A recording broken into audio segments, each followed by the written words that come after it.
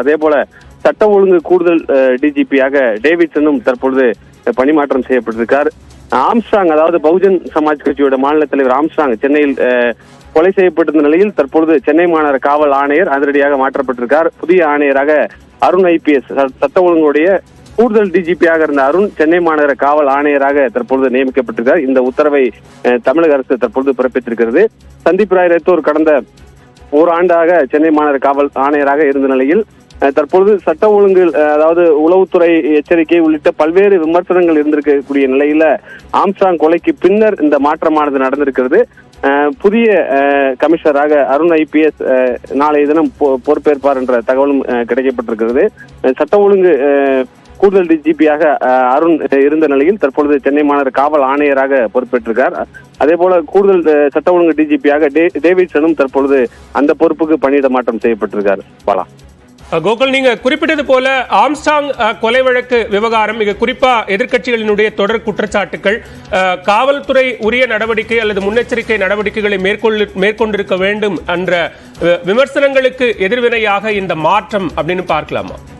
நிச்சயமாக பகுஜன் சமாஜ் கட்சியுடைய மாநில தலைவர் ஆம்ஸ்ட்ராங் அவருடைய வீட்டின் அருகே கொலை செய்யப்பட்ட பிறகு சட்ட ஒழுங்கு குறித்து பல்வேறு விமர்சனங்களை எதிர்கட்சியில் முன்வைத்தார்கள். பல்வேறு தலைவர்களும் முன்வைத்தார்கள்.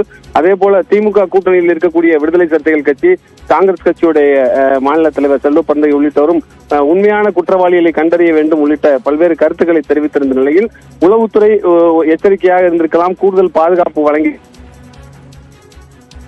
நிலையில் சென்னை மாநகர காவல் ஆணையர் சந்தீப் ராய் ரத்தோர் தற்பொழுது பணியிட மாற்றம் செய்யப்பட்டிருக்கார். தொடர்ந்து அந்த சரகத்தில் இருக்கக்கூடிய மற்ற IPS அதிகாரிகள் மீதும் இந்த நடவடிக்கை எடுக்கப்படுவதற்கான வாய்ப்பு இருக்கிறது. மாநகர காவல் ஆணையராக இருக்கிறவர் தற்பொழுது மாற்றப்பட்டிருக்கார். அருண் IPS புதிய கமிஷனராக பொறுப்பேற்க இருக்கிறார்.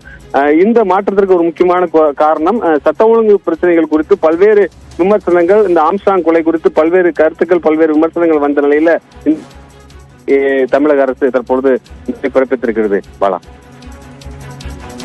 சென்னை புதிய காவல் ஆணையராக தற்போது அருண் நியமிக்கப்பட்டிருக்கிறார். காவல் ஆணையர் சந்தீப் ராய் ரத்தோர் தற்போது மாற்றப்பட்டிருக்கிறார். அண்மை செய்தியாக பார்த்துக் கொண்டிருக்கிறோம். கோகுல், சமீபத்தில் கள்ளக்குறிச்சி விவகாரத்தில் அருணுக்கும் கூடுதல் பொறுப்புகள் என்பது வழங்கப்பட்டது. அந்த மாற்றத்தினுடைய தொடர்ச்சியாக தற்போது காவல் ஆணையராகவும் அவர் நியமிக்கப்பட்டிருக்கிறார். கூடுதல் பொறுப்பு என்பது அவருக்கு வழங்கப்பட்டிருக்கா? நிச்சயமாக.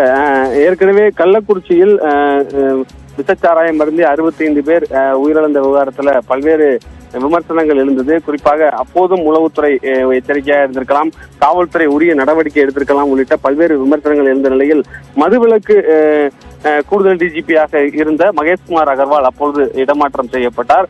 அதே போல கள்ளக்குறிச்சியுடைய சஸ்பெண்ட் செய்யப்பட்டார். தொடர்ந்து இது போன்ற நடவடிக்கைகள் இருக்கும். அப்போது கூடுதல் மதுவிலக்கு கூடுதல் டிஜிபியாக அருண் IPSக்கு கூடுதல் பொறுப்பு அப்பொழுது வழங்கப்பட்டது.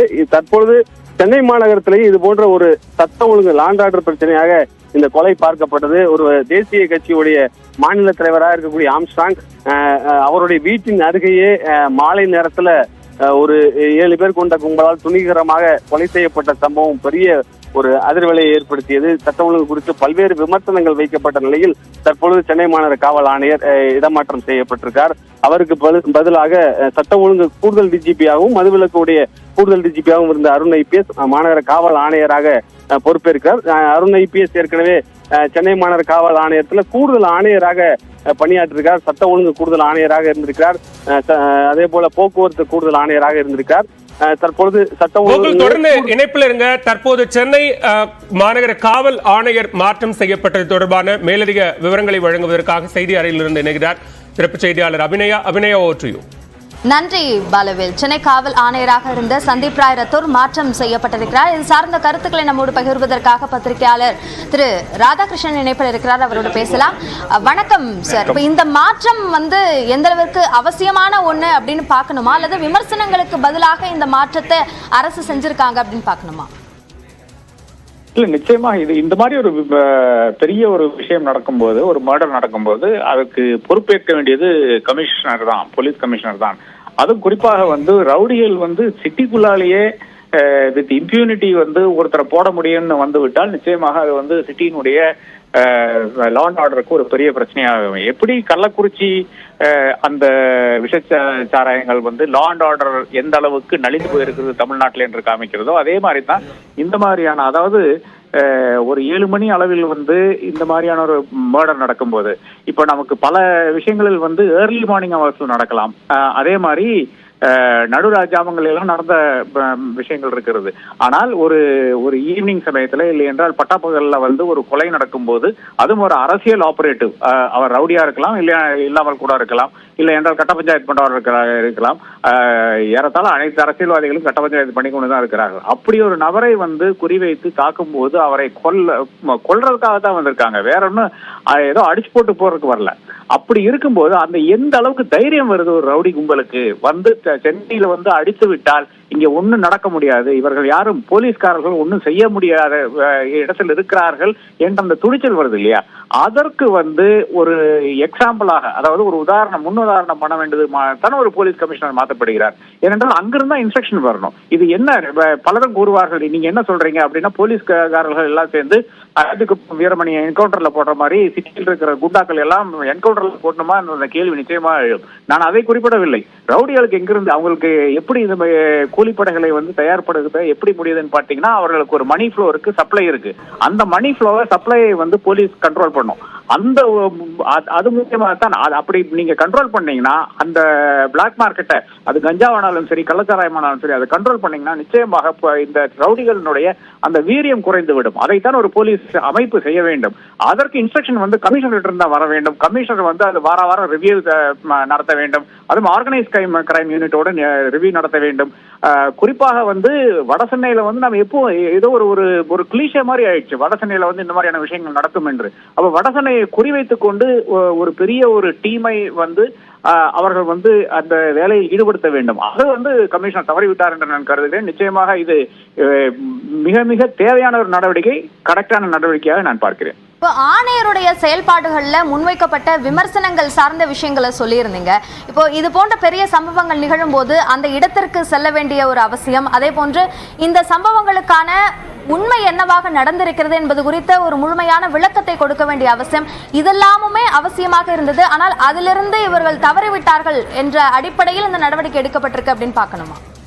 நிச்சயமாக நம்ம தமிழ்நாடு காவல்துறையில் நாம் பார்க்கின்ற ஒரு விஷயம் என்னன்னு பாத்தீங்கன்னா, அவர்கள் வந்து இந்த ஃப்ரண்ட் லைன் ஆபீசர்ஸ் இருக்கார்களே, யாரு களப்பணி ஆற்றுகின்ற அந்த அதிகாரிகளை வந்து ஏறத்தாழ ஒரு பலியாடுகள் மாதிரி ஆக்கி போடுகிறார்கள் என்றால்தான் அந்த சமீப கால நிகழ்வு நமக்கு தெரிவிக்கிறது.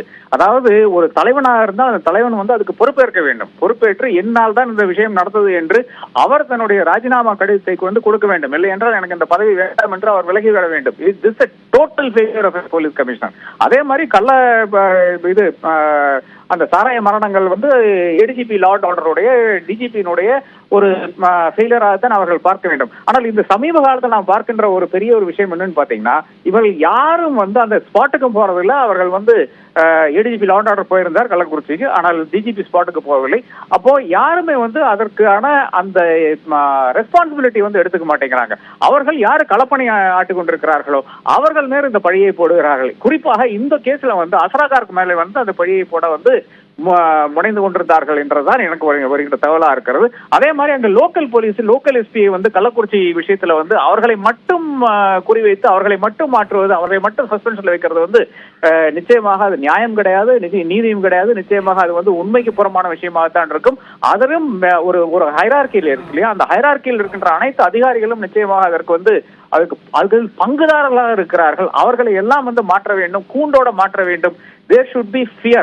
அது போலீஸ் என்ற அந்த ஒரு யூனிஃபார்முக்கு ஒன்னு ஃபியர் வேணும். ஒன்னு. இரண்டாவதாக இந்த போலீஸ்காரர்களுக்கும் அரசியல் அதிகாரம் படைத்த முதலமைச்சர் ஆரம்பிக்கின்ற அந்த கேபினெட்டுக்கு ஃபியர் வேணும். இது ரெண்டும் இப்போது இல்லாத ஒரு நிலையில் தான் நாம் வந்து பயணித்துக் கொண்டிருக்கிறோம். இப்ப அதிகாரிகளுடைய இந்த மாற்றம் மூலமா மட்டுமே இந்த மாற்றங்கள் எல்லாம் நிகழ்ந்துடுமா, அல்லது அதிகாரிகள் மேல இந்த பிரச்சனைகள் சார்ந்த விஷயம் அல்லது பொறுப்பு என்பது அவர்கள் மேல விதிக்கப்படுது அப்படின்னு பார்க்கணுமா?